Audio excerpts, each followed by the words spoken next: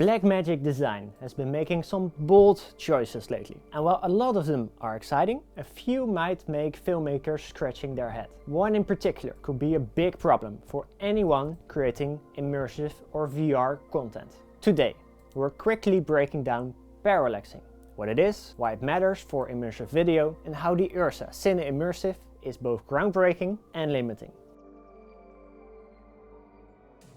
Parallaxing sounds complicated, but it's not rocket science. It's how we perceive depth. You and I see in 3D because we have two eyes. Immersive cameras work likewise. Two lenses capturing two perspectives. The trick is lining them up just right. Even a fraction of a millimeter off and your brain says nope. That's when you get headaches or cross-eyed footage. Most VR 180 productions so far were shot on this, the Canon R5C with the dual fisheye lens. It works, but every lens and every body is slightly different, meaning calibration in post is always needed, which can also cause things such as quality loss and other complications. Filmmakers spend hours, sometimes even days, aligning these shots. And believe me, this is not where the magic of filmmaking happens. There must be a quicker way to work around this problem, right? Blackmagic looked at this issue and thought, what if we fix this problem at the source? Their solution: a unibody immersive camera. Lenses and sensors built and calibrated together in the factory. And that's already a huge improvement. No more fiddling around with the parallax after the shoot. You can save hours in post-production, meaning faster turnaround and lower costs. That's exactly what immersive filmmaking needs to grow. However, this so-called solution comes with its own issue. Blackmagic also gets to decide the parallax distance, okay? What is the parallax distance? It's a lot like setting focus. When you film a subject, you pull focus to, let's say, 6 feet. Everything in front and everything behind the subject is not in focus. Parallax works the same way. You set the parallax distance to your subject. You can easily see how this works. Try holding up your index finger while also looking at something much further away. All of a sudden, you have a second index finger. This is because the parallax distance of your eyes is much further away than your subject.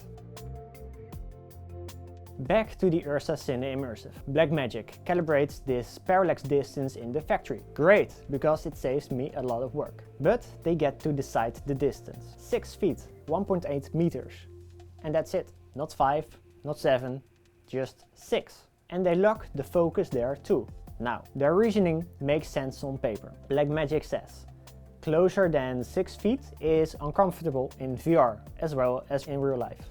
But sometimes making people uncomfortable is exactly what you want, because not every scene will be at 6 feet. I've already had a client that told me that the footage is not sharp at 16K resolution. One of our shoots this spring was a bullying project. You as the viewer get to experience what it's like. The distance made a huge difference. At 7 feet, the viewer feels okay, but at 4 feet, the impact is way stronger. It changes the entire emotional response. The issue with the URSA is that it takes the choice away from you and from me, and that can be very limiting. And that's what frustrates me.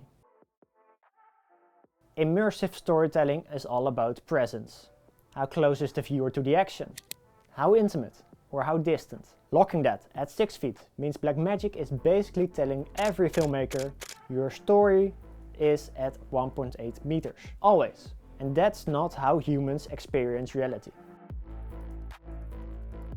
The good news? I think this might be fixable. The URSA already works with a metadata-driven workflow in Apple Immersive Video. So why not make an adjustable parallax distance part of that metadata?